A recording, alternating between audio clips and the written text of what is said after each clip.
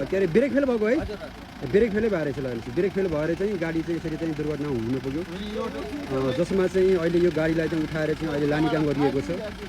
दर्शकबिन नमस्कार, यति बेला हामी यो किउरेमा छौँ। किउरेमा एउटा दुःखद घटना घटेको छ। स्याङ्जा जिल्ला वालिङ नगरपालिका वडा नम्बर 7 किउरे यो ठाडो लाइनमा एउटा दुःखद घटना घटेको छ। आज बिहान 11:30 लगभग 12 बजे करिब एउटा यो बोलेरो तपाईको यो माथिबाट आउँदै गर्दाखेरि हेर्न सक्नुहुन्छ एकदम दुःखद घटना घटेको छ, जसमा चाहिँ एकजनाको घटनास्थलमै ज्यान गएको छ भने अरू बाँकी चारजनाको चाहिँ अवस्था एकदम गम्भीर छ र अरू लगायत 12 जनालाई पनि उपचारको लागि चाहिँ यति बेला पोखरा लगिएको छ भन्ने हामीले बुझिएको छ। यहाँ यस्तो अवस्था छ।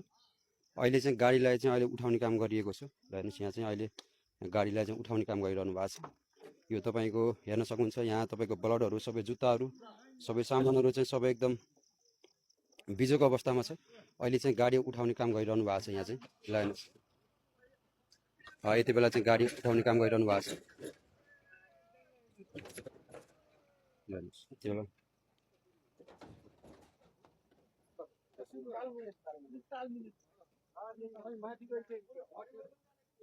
यति बेला यो गाडीलाई अहिले उठाउने काम गरिरहनु भएको छ।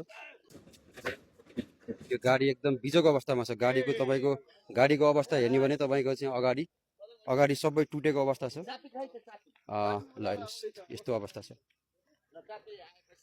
अहिले चाहिँ के छ, अहिले उपचारको लागि चाहिँ कतिजनालाई लगिएको छ यसमा भएको जति सबै हस्पिटल पुगाइसकेको छ बिहानै। त्यो लगभग एक्सिडेन्ट भएको 15-20 मिनटको टाइम छ। त्यो 15-20 मिनट पछि सबै हस्पिटल पुगिसक्नु भएको। हजुर अब त्यहाँ 3 जना सिरियस भन्ने कुरो आएको थियो। खास यो दुर्घटना हुनुको कारण के रहेछ सर, कसरी बुझ्नु भएको छ? यो गाउँठाउँ एरिया हो, बाटोघाटो त्यस्तै छ। हजुर, अब यो यसमा सबै एउटैको गल्ती भन्न मिल्दैन। ड्राइभरकै मात्रै गल्ती हो भन्न मिल्दैन। बाटोघाटो पनि त्यस्तै छ। सवारी अब के भन्छन्, सवारीको पनि त्यस्तै हुन्छ धेरै। अब यसमा खास भनेको यो हाम्रो मिस्त्रीहरू हेर्दाखेरि सबैले हेर्दाखेरि ब्रेक फेल भएर एक्सिडेन्ट भएको रहेछ। र ब्रेक फेल हुँदाखेरि अब ओह्रालोमा कन्ट्रोल गर्दा गर्दै पल्टिन गयो। तर यहाँ त धेरैचोटि एक्सिडेन्ट भयो। पहिला पनि एउटा यहाँनिर एक्सिडेन्ट भयो, अहिले पनि यहाँ एक्सिडेन्ट भयो। यो पहिला पनि 3-4वटा एक्सिडेन्ट यही ठाउँमा भइसकेको रहेछ। अगाडि हजुरलाई पहिला पनि जानकारी होला। हामीले रिपोर्टिङ गरेको। खास यसमा त्यो दुर्घटनाग्रस्त क्षेत्र भन्ने बोर्ड राखेको सचेतना होला। त्यो राखेको राम्रो थियो। अहिलेसम्म सायद छैन। हजुर, खास यो गाडी चाहिँ तपाईँको यहाँबाट खसेर छ सर? यो माथिबाट आउँदै गर्दाखेरि उसमा के भन्छन् तल बटासे के टाप्के भन्ने ठाउँमा टाप्के ठाउँमा एकजनाको उसमा मर्ने गर्ने, त्यसमा के शुद्ध के फुकाउने भन्छन् नि हाम्रो उसमा, त्यसमा जानुभएको रहेछ। त्यहाँबाट एकै ठाउँको पाहुना हुनुहुन्छ। हजुर, अब त्यसमा बच्चा भएर अलिक धेरै देखिया हो। ठुला मान्छे त खासै गाडीमा चाहिँ सवार कतिजना हुनुहुन्थ्यो? हस्पिटलमा पुगे अनुसार त त्यो न्युजमा आएको एउटा कुरो हुन्छ, हस्पिटलमा पुगेको अर्को कुरो हुन्छ। आजै 2 ठाउँमा एक्सिडेन्ट भएको छ।